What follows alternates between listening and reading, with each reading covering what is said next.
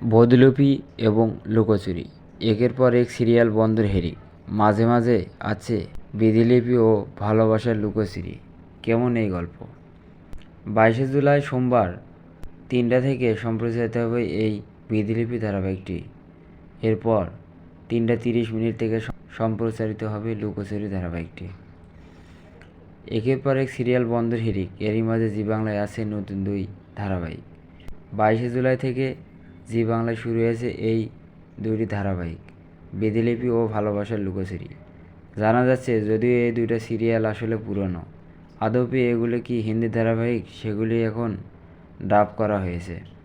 22শে জুলাই সোমবার দুপুর 3টা থেকে সম্প্রচারিত হবে এই বিধিলিপি, বা সম্প্রচারিত হচ্ছে।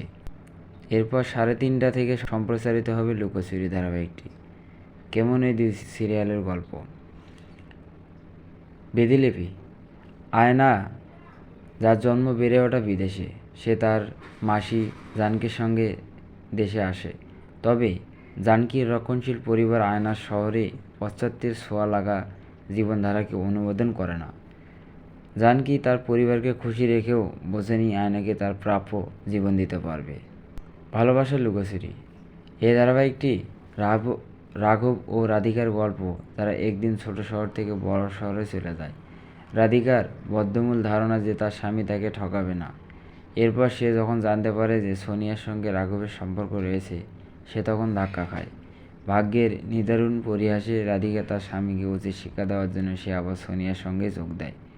এখন কোন পথে এগোবে রাঘব ও রাধিকার সোনিয়ার জীবন?